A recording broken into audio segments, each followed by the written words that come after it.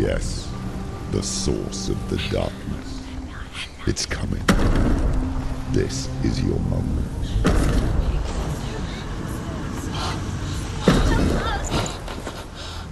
I'm sorry. I can't watch this. What are you doing? You're showing weakness. You're not a warrior. You're a disgrace. The gods will punish you for this. Pick up the sword. Pick it up. Fight the darkness. Fight it. Get up. Get up. Get up and fight.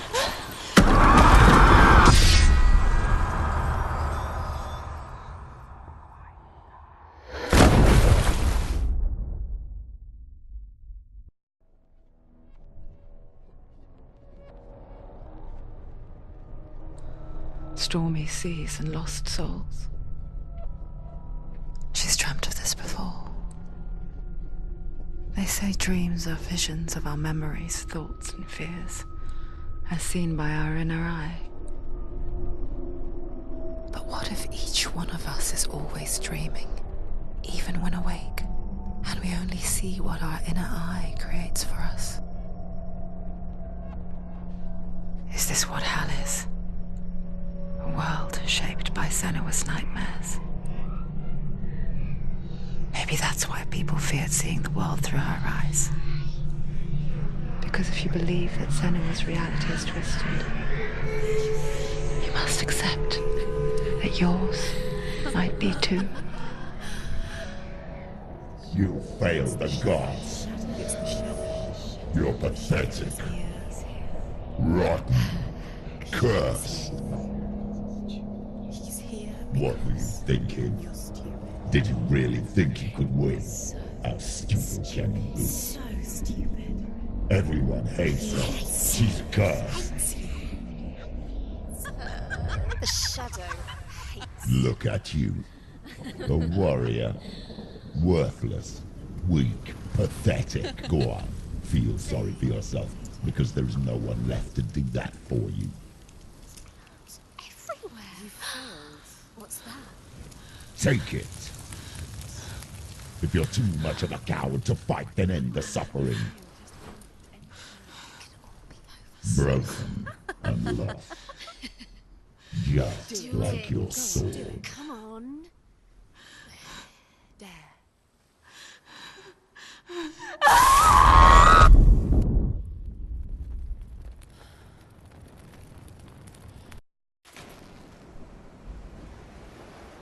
Why go on, when you give everything and face that which torments you, only to find that it is worse than you could have imagined?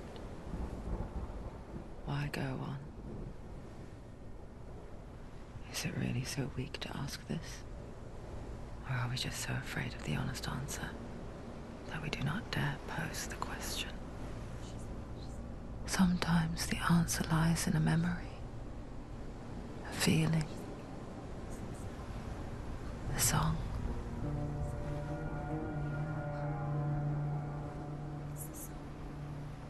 It's not real. It's a trick. It's not real. It's real. Listen to it. Don't give up. Did it? It's Not like this.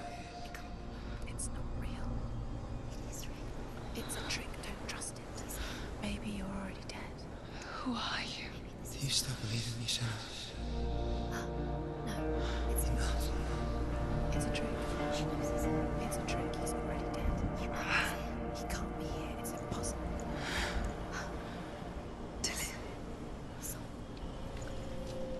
Come to me. Please.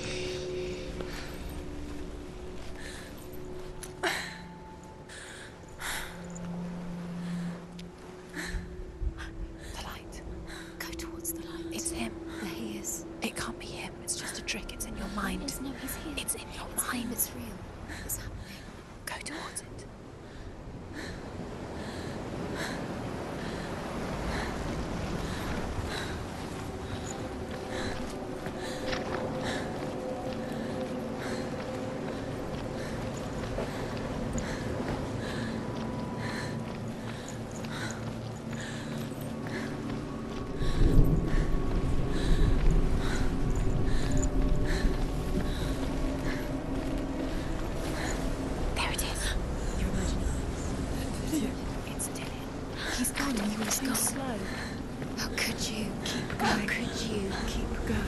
Ignore the pain. I told you it was to trick you.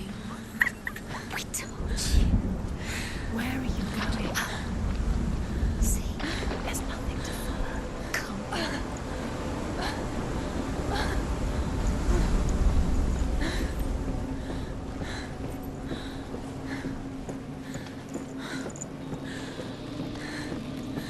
Before she first met him, she was not in a good place. Just a teenager, but not like the others.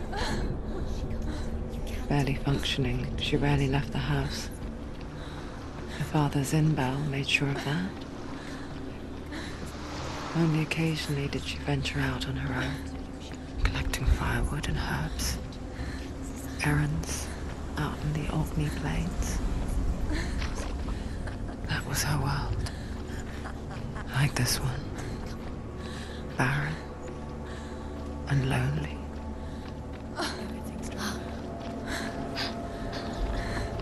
It's already disappeared. Nothing lives here, not even you. It's in your mind. You think you can see it, but it's in your mind. There's the tree. There he was, Where is he? the lone figure of a boy. He's there, under the tree. Sword play under the shade of a tree. There he is. You have to. She remembers the first time she saw him. To her young eyes, he moved as if dancing. And the world danced with him. The gloom lifted. For the first time in years, she felt a ray of hope.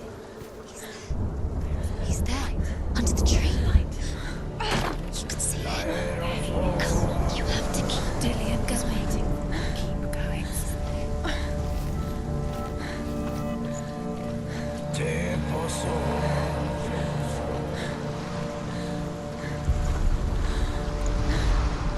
The Northmen tell of a great hero. His name is Sigmund. His father's hall was built around a great tree, and one day, Odin comes and thrusts a sword into the tree, a gift to whomever can release it. Many try, but the sword only comes out at Sigmund's touch.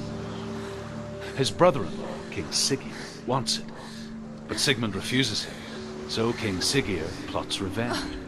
He invites Sigmund and his brothers to a feast, but when they arrive, they are met with an army, not a warm welcome. King Siggeir captures Sigmund and his brothers, steals his coveted sword, and readies them for execution.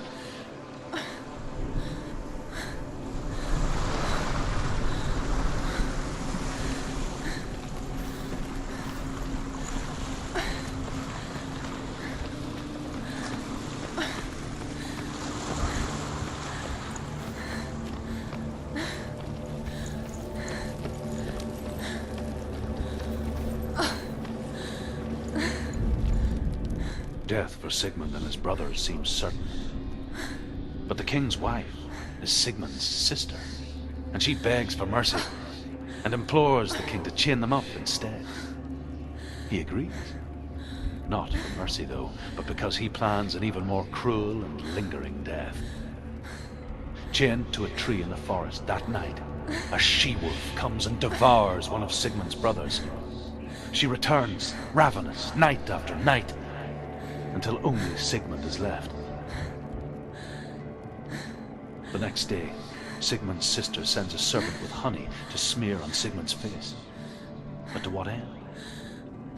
Well, that night, when the she-wolf appears again, you'll never guess what happens.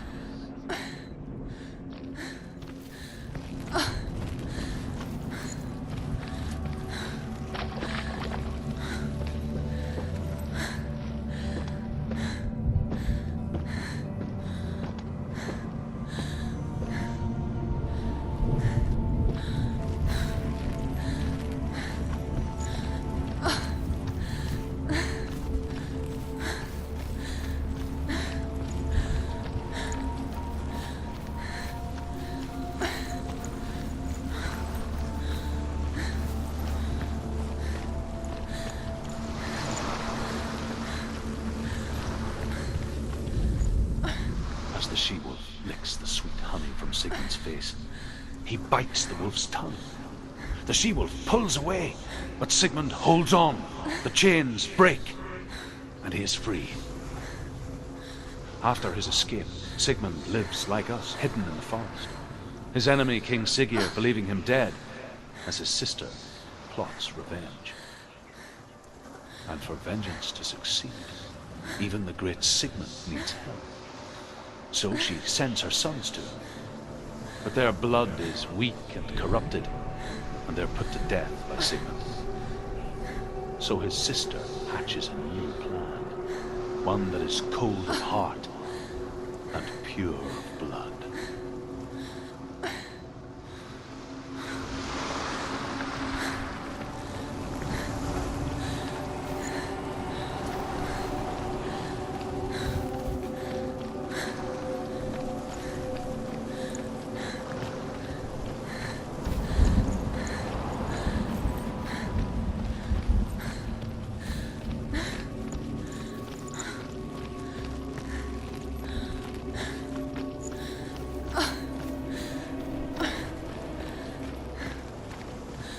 Day after day, watching from afar, she mimicked him, perfecting her own secret dance, wishing those fleeting moments of light would stretch out to last forever.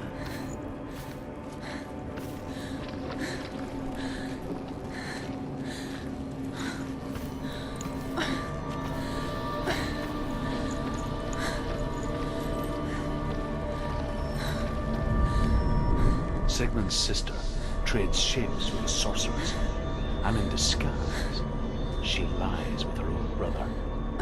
She gives birth to a son named Sinfjotli. After a time, she sends him to the forest to Sigmund. He tests the boy and finds him strong and fearless, and so they go to take their vengeance on King Siggeir. But luck is not on their side. They're captured, and Siggeir has them buried alive.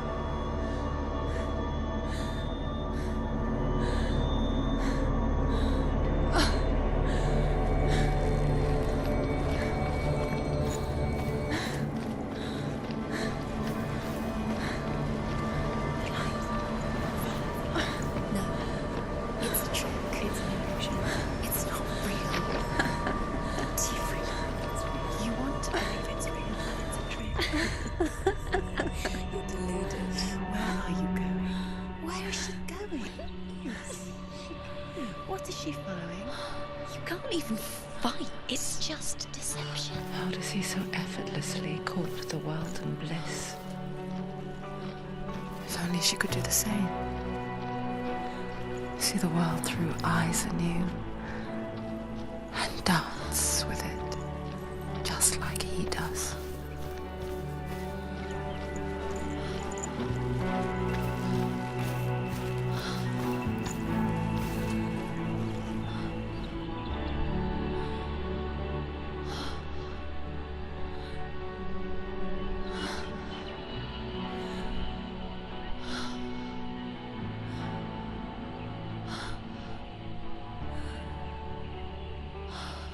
What's your name?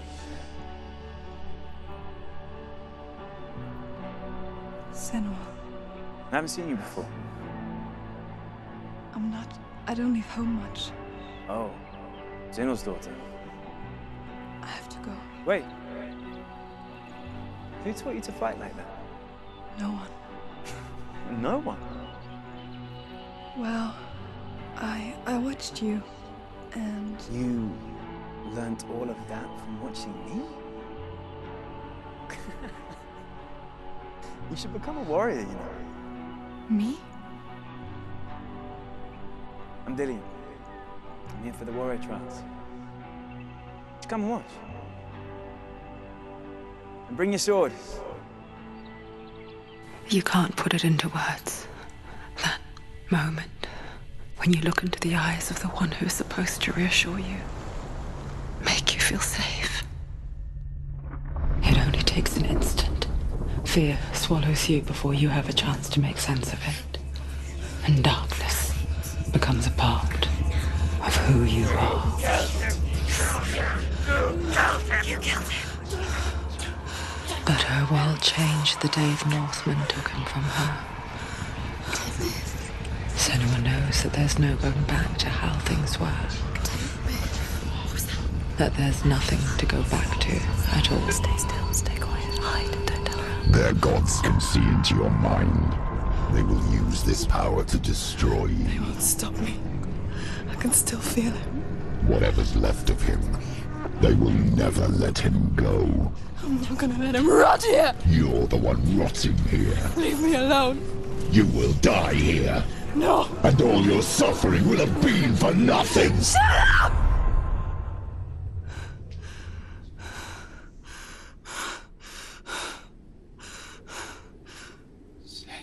Dillion? Is that you?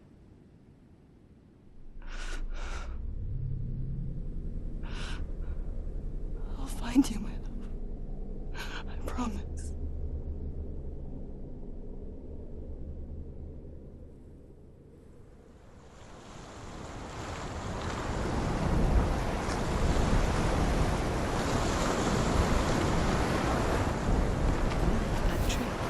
Can you see him? You want to believe it. Is he not real? Is he there? You're alone in these mountains. Is that Dillion? Nothing lives here. You won't survive. You met him by the tree. She met him by the tree. Maybe it's a sign, the tree. What's he trying to tell you? He's waiting for you by the tree.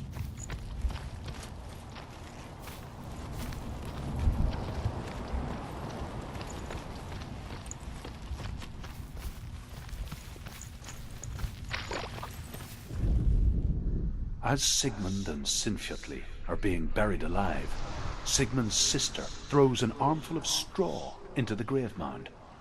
Hidden in the straw is Sigmund's sword, the gift of Odin. They cut their way out of the grave mound and set fire to Siggeir's hall. The king burns to death. Sigmund calls to his sister to come out so that she may live and be honored. She does come out, but only to tell him the truth. That she had slept with him, her brother, to beget a strong avenger. I am not fit to live, she says, and walks back into the fire. Strike vengeance from your heart, Senua, as there is always a heavy price to pay.